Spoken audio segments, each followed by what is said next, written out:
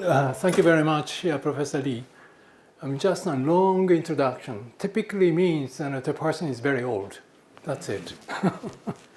Just I'd like to talk today. The title is Spin Conversion Research Towards Novel Spintronics Functionalities. And then I'm just representing University of Tokyo and also SEMS RIKEN. This is a dedicated National Research Institute where this is supposed to be a paradise for scientists. It's very no education duty. You can concentrate on research. You can work like a dog. You can publish a lot. Okay, that is the place where you are, where we are. And also, I'd like to just introduce myself a little bit.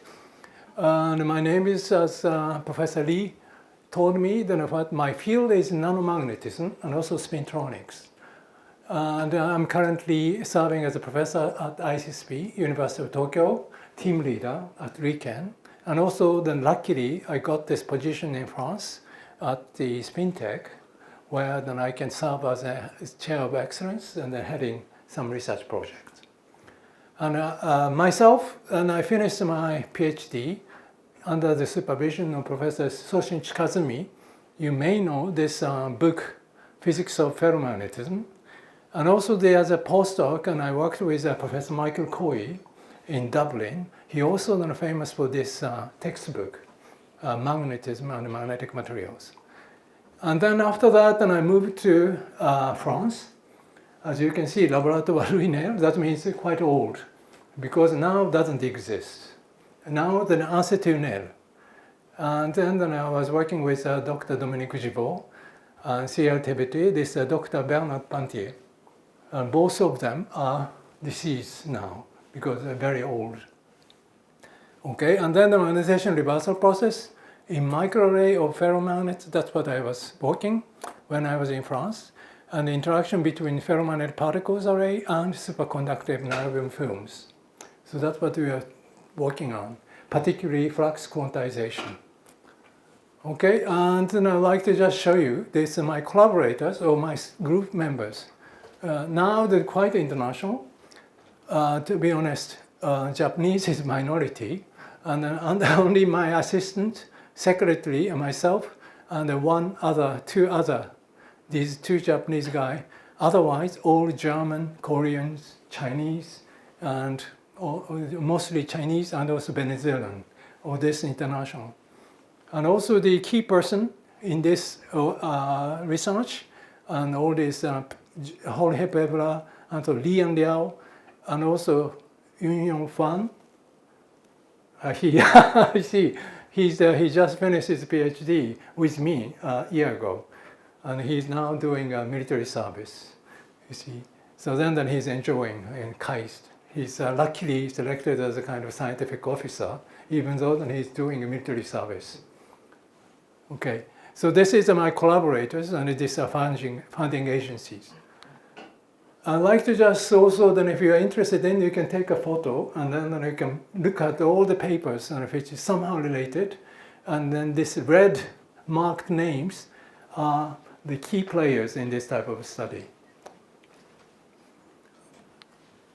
So then I'd like to just give you the concept of spin conversion physics. Okay, all these heat, vibration, sound, light, and electricity, all these physical entities can be interconverted by spins. Spins, you know its process. This direction is fixed when you apply fixed magnetic field or effective field direction. Always which just M cross H will give you this precession, circulation direction. So that means always this localized spin or magnetization can be utilized to rectify all this random motion, such as heat, vibration, and sound. Okay, so that's why we can do. Important thing is in the important behavior. Sorry, I forgot to explain this charge to spin conversion, spin to charge conversion. This is very important behavior. This kind of conversion allows us to study this spintronics, spin current, and things. You see, as I said, this kind of random agitation can shake a lattice That means lattice couples with spin so that you can excite spin waves. Always this kind of dynamics accompanies with a loss. That means dissipation. What is the dissipation? Dissipation is exactly this spin current. Angular momentum dissipated into the system, which drives a pure spin current. And if you have a spin-orbit interaction, this spin current can be converted to the charge current. Therefore, then you can measure the spin formation electrically by using this behavior. This is a very important trick in spintronics. In addition to that, if you take a closer look, there are lots of involved quasar particles, phonons, photons, magnons, spins, and electrons. In other words, these kind of behaviors can be regarded as interconversion between the quasar particles. So this is a kind of, you see, fundamental concept based on that, which is developed. And we are working on the three important subjects for us: functional spin conversion, and also secondly, spin dynamics and manipulation, and thirdly, quasar particles coupling. You mean, what I mean is, all this conversion means all these quasar particles, and you know these dispersion curves, relationship with wave number and energy. For example, like this. If we choose a particular quasar particles which has different dispersion, if you have this crossing, so that means you have two waves which has exactly the same wavelength, and then frequency means energy, which overlaps. What will happen? You know the two oscillators which is coupled, all the energy transferred coherently back and forth between the two. So that means exactly the coupling procedure, coupling state. So that's what we can study with using these kind of quasar particles inside solid. So that's what we are working on. There are several topics, but today, since I'm hosted by Professor Lee, who is very good at orbital physics, so that's what I'd like to just concentrate on the orbital current-induced phenomena and also quasar particle coupling. So that is the two main issues which I'm going to discuss today. Right? Okay, so then let me go to this orbital current-induced phenomena. As I said, this charge-to-spin conversion is extremely important to generate a spin current so that we can control, excite the spin waves, and also switch magnetization back and forth, and also drive domain wall, and also the more quantum topological objects such as skyrmions can be driven by using a spin current. So that is very important. And in order to have the spin current, typically, historically, people have been using spin Hall effect, and which is typically the 45D transition metals with strong spin orbit coupling, such as platinum, tungsten, and also tantalum tungsten, and also by doping copper with heavy elements such as iridium or bismuth, you can realize lots of efficient conversion between charge to spin. But recently more shifted to the interface of surface. This interface, and which is called Rushway interface, you can get spin splitting. In principle, by using this interface of surface, you can get 100% of conversion. More recently, this kind of very simple function, but try to control this polarization and also direction, the people started to use novel type of spin Hall effect in the system with broken time reversal symmetry. You know this chiral non-collinear antiferromagnet, which is manganese 3 tin.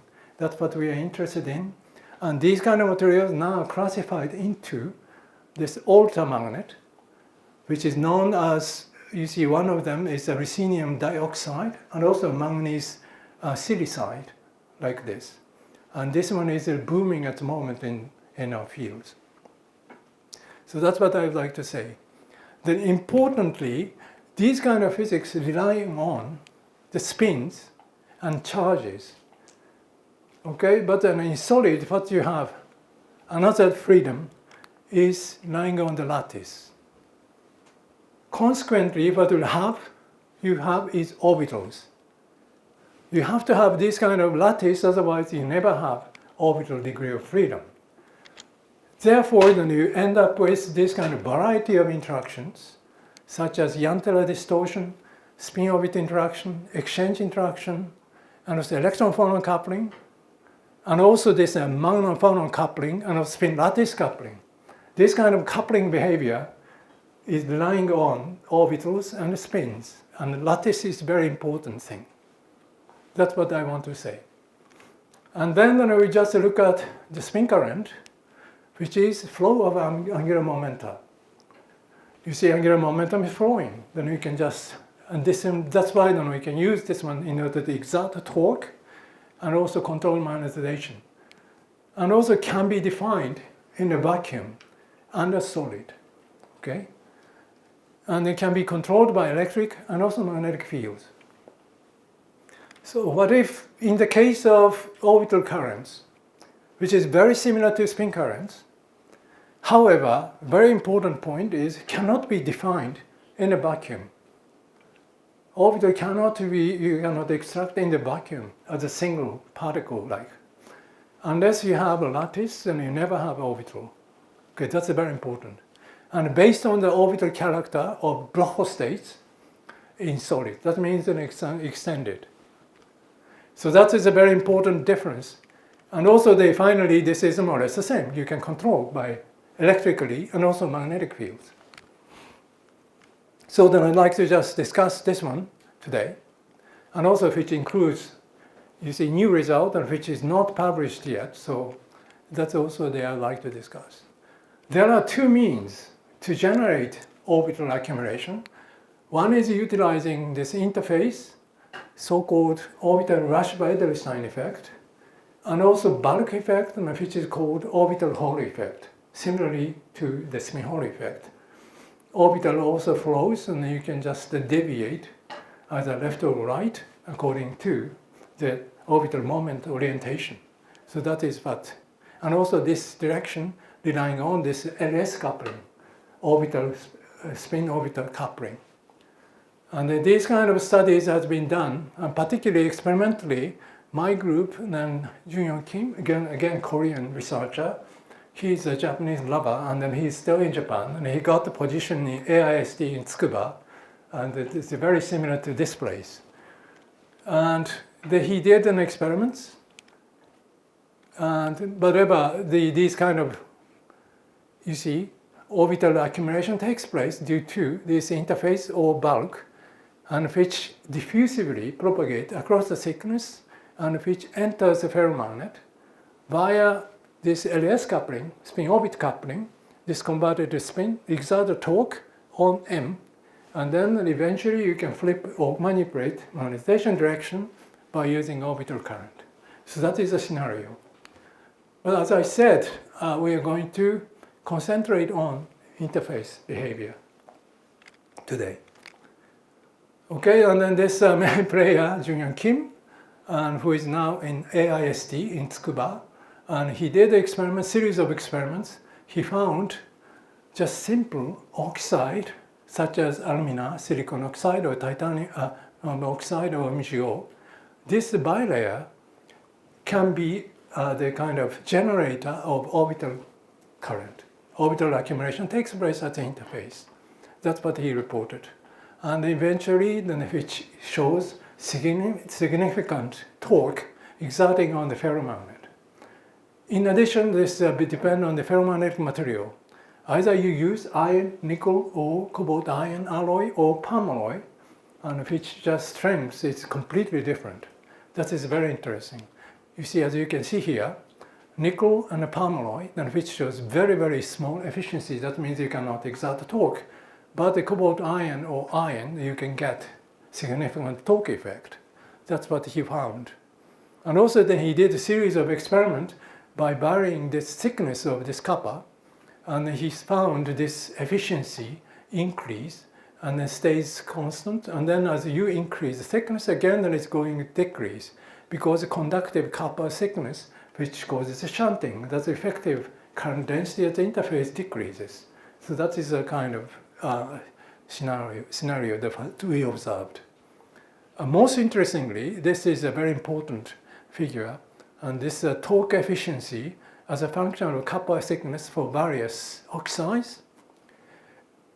This silicon oxide shows the biggest value, and alumina is a small, but the reasonable value. Okay. So then he was interested in, and then he found, we collaborated with Go, again, a Korean researcher who is based in Germany now. And he was saying, okay, oxide is very important, sitting on top of the surface of copper. What is happening is, copper d orbitals, which is kind of orthogonal, which has to be hybridized via p states in oxygen, and which allows to hybridize the two wave functions in orbital states, dzx and also dxy, which dynamically create the orbitals and which propagate one direction. And also then it's interestingly always this Lx in this case, this angular momentum direct perpendicular to the k vector. So that is very important. And if you look at, if we plot in the k space, it looks like this. You see this one is like a topological insulator or Rashba system. Always orbital moment is orthogonally coupled to the k. The Hamiltonian that are given in the theory looks like this. K cross E. E is always at the interface. You have potential perpendicular to the plane. So this is a kind of, you see, you can easily expect that K cross E is always this blue arrow, and which you see chirally ordered in the momentum space. So then it just reminds you of spin Rashba Hamiltonian, which also then it looks like exactly like this. So that's why it is very, very similar.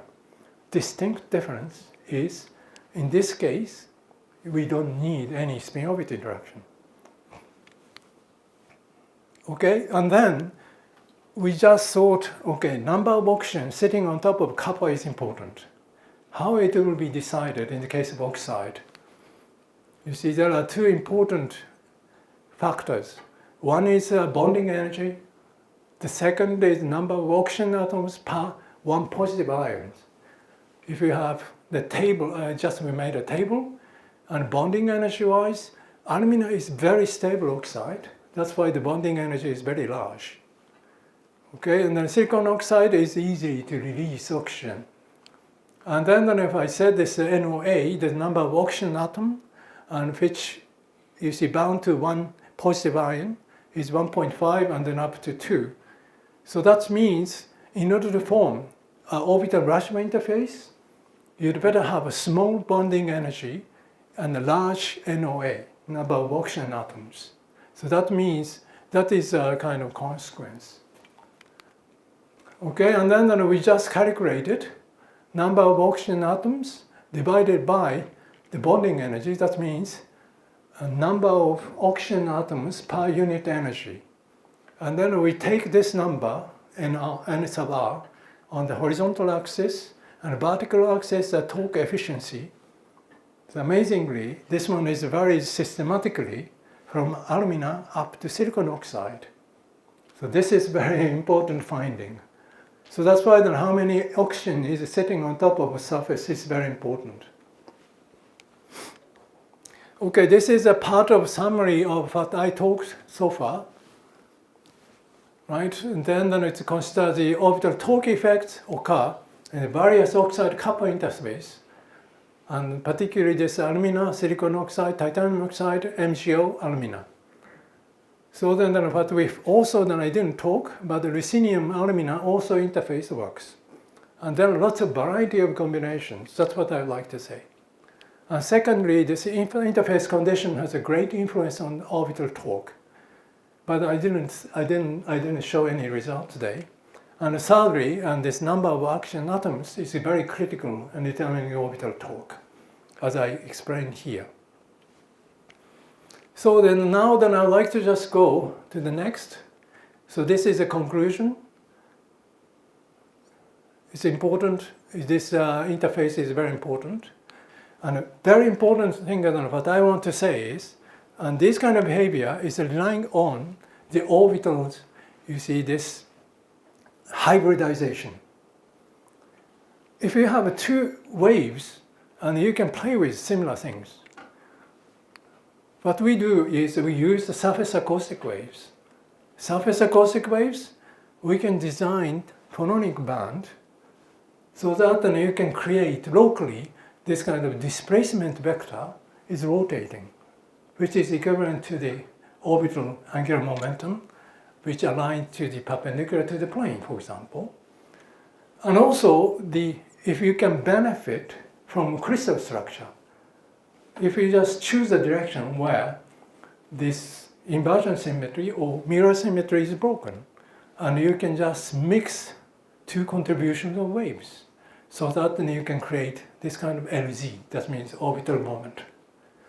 These kind of things could be coupled with magnetization. That's also the kind of interesting thing. Okay, so that's why then I'd like to just show you first magnon-phonon coupling. This work was done by Yoon Kim, and he did all the experiments very nicely. You see this kind of coupling, what we were interested in is the strong coupling. How do? You have to put all this oscillator inside a cavity. Cavity, what we use, and it is kind of like a Fresnel lens. You see this kind of wires, which allows like this kind of structure. That's what he made. Pair of IDT, these oscillators, which drives the surface acoustic wave, and we have gratings, sandwiches, these oscillators. So that in a multiple scattering, but then you can confine all the vibration inside, and then you can suppress loss. So that then you can realize strong coupling. And what he observed is this type of beautiful gap opened, anti-crossing. And you can do the fitting well. And then all the experiment gives us so-called cooperativity, efficiency of coherent energy transfer between the two oscillators. In this case, magnon and phonons. And this value achieves something like a 20 or quite large value, so that we can conclude this is a strongly coupled systems. Now then I'd like to just move to the hybrid systems. As I said, in lattice structure, you can put a different mass on top of a surface acoustic wave. That means that you can design the phononic band. So that's why then if you have this kind of electronic structure equivalent mass on top of the vibrating system, you can design the phononic band. Okay, look at this. This is the case of electronic valleys in 2D materials like graphene. You have always typically K plus K and minus K points in the momentum space, which is regarded as a pseudo spin. That means there is angular momentum. So this is also realized by any kind of phononic systems already. You just make this kind of cross-section triangular point, and then this lattice, hexagonal lattice, which create this kind of band structure, which is equivalent to the K points.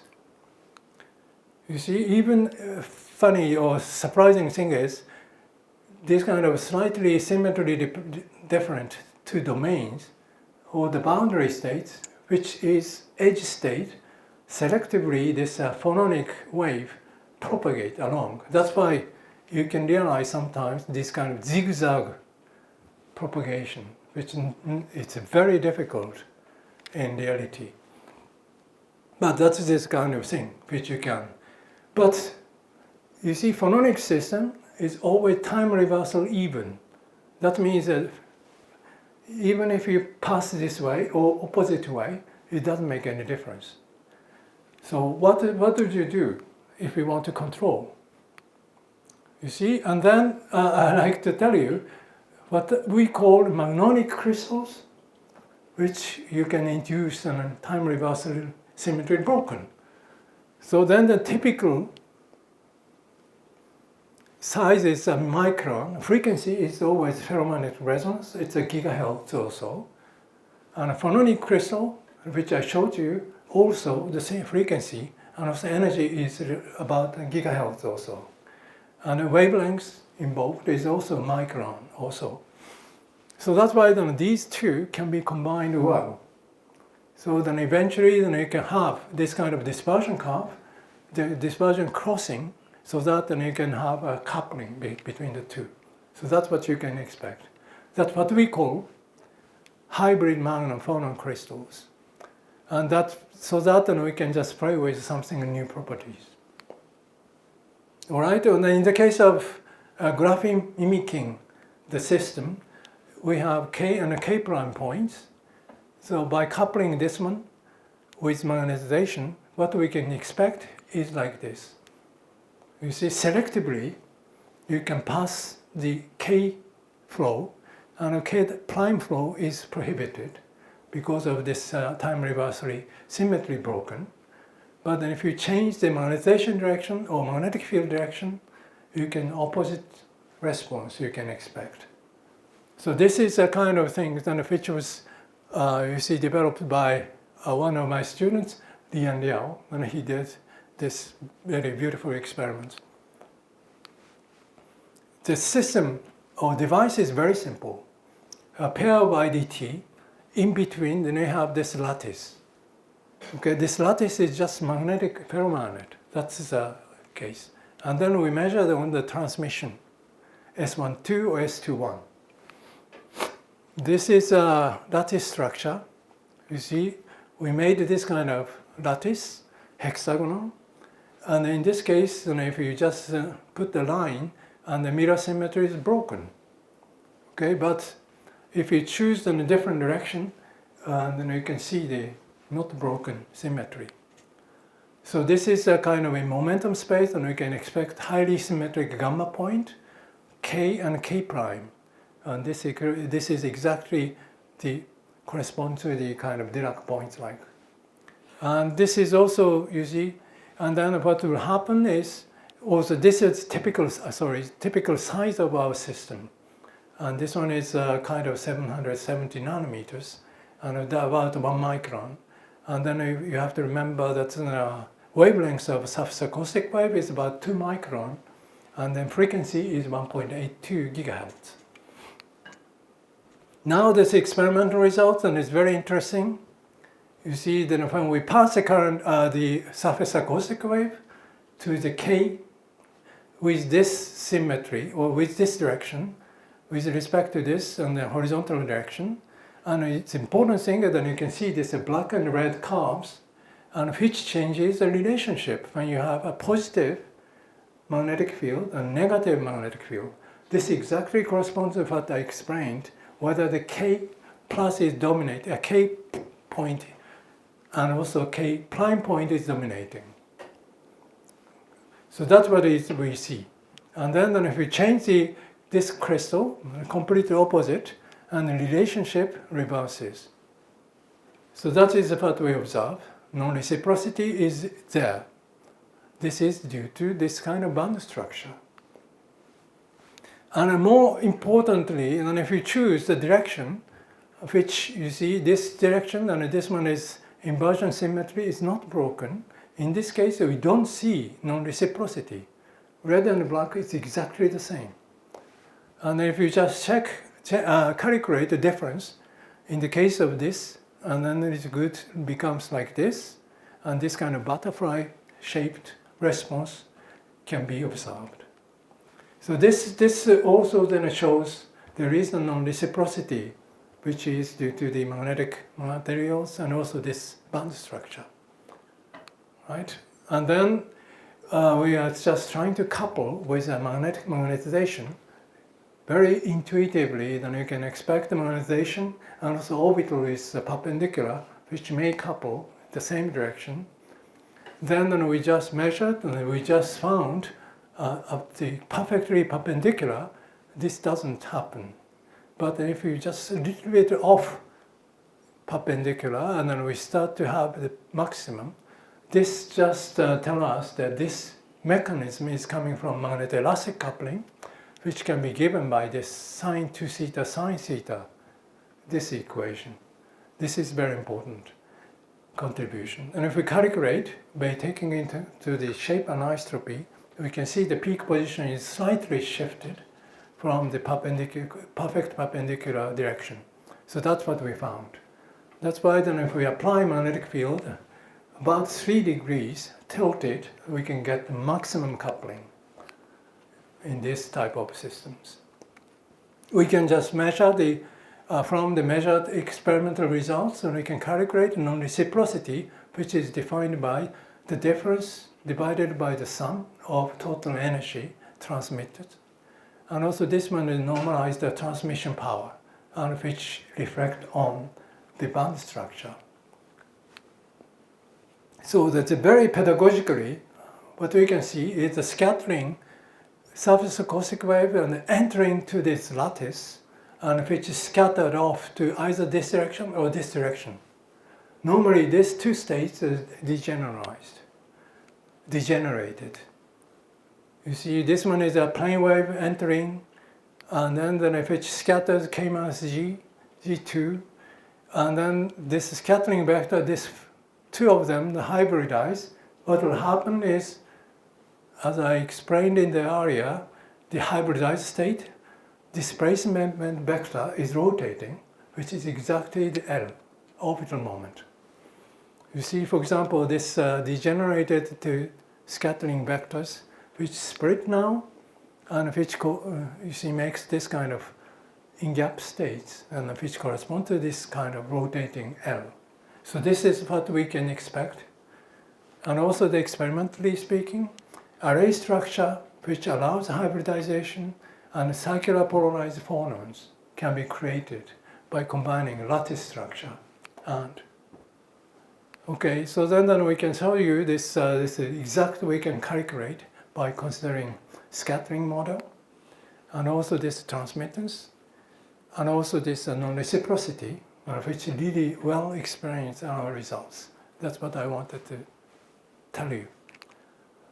Okay, so this is a part, and then this is summary, and we can just selectively transfer this surface acoustic wave or otherwise magnetoelastic waves by utilizing this kind of lattice structure, and also magnetic lattice structure. So finally, then I'd like to go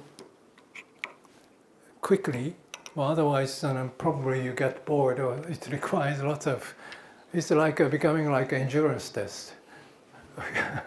Crystal origin of the phononic angular momentum, right? So then I'd like to say that there are two waves in surface acoustic wave. One is a Rayleigh wave, the other one is shear horizontal wave.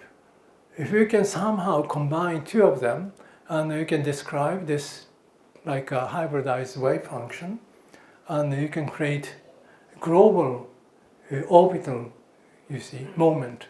What it means, all the lattice point somehow, you see, rotating, not exactly in phase. So this which creates orbital global LZ, angular momentum, which may couple with, again, with a magnetization. So, as I said, this lithium niobate, which has different, you see, direction, which is cut in a way that you have to break this center symmetric orientation. And then we can get this piezo effect, but then in order to find some, you see, direction in which then we can induce mirror symmetry broken, so that then we can benefit again, we can just realize this hybridized wave, surface acoustic waves. That's what we wanted to do. And then we just put the nickel, which shows large magnetoelastic coupling, and we see this again, non-reciprocity as a function of magnetic field. More importantly, then we just changed k vector, that means propagation direction, and in different direction, rotated by 30 degrees, 60, 90, 120, and 150. And then we found this huge effect takes place in the case of 150 degrees. So that is a very nice direction where we can expect broken mirror symmetry, so that we can have this black and red, this non-reciprocity, which we have observed in the case of superlattices. So then in this case, the important is in the case of zero, that means this case, we don't see any non-reciprocity, but as soon as you tilt the propagation direction, you get this big, huge non-reciprocity. So that is very important in this experiment. And also additionally, we calculated sound velocity as a function of the direction. The sound velocity is propagating in solid changes, okay? And this is very important. And then you can find, you see, if you have different velocity, and if you combine, the velocity is different, that's why then you tend to get this kind of motion. So that one is a very hand-waving explanation. Okay, this is also then we did a numerical simulation and also analytical simulation, analytical calculation, and which also support what we observed. This is a numerical simulation based on the COMSOL. That's also very interesting. We put an antenna on top of piezo materials, and this one is exactly the lithium niobate. And which direction you just, we go left-hand side, which corresponds to the K+, and this one is K-. And then if we just inject switch on this antenna, they inject this AC voltage, and we can just, as a function of time, which develops, you see, angular momentum, positive or negative according to the K vector direction. So this is what we see, and this helps us to understand this behavior. And it's as we expected, in the case of I equals 0, we don't see any development of LZ component. So this is very important. And this is also the kind of hand-waving explanation.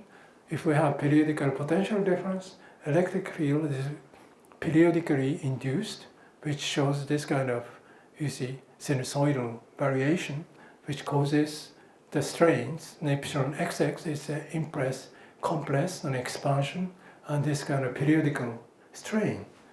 But it's similarly this way, front and back. This shear stress also generated, and important things. And there is a quarter wavelength shift is existing, so that you can have two combination create L, angular momentum. And also this kind of analytical calculation shows this hybridized strength of hybridization effect, also which changes like this. And the calculation clearly show the 30 and also 150 degrees, which shows the maximum value. So that which corresponds to the experimental results. That's what we can say. Okay, and also then we did use this one, so-called spin pumping induced inverse spin Hall effect measurement, which also showed this kind of non-reciprocity or K-vector direction. So that's exactly either this type of, you see, L or opposite, which couples differently to the magnetization. So that's what we observed.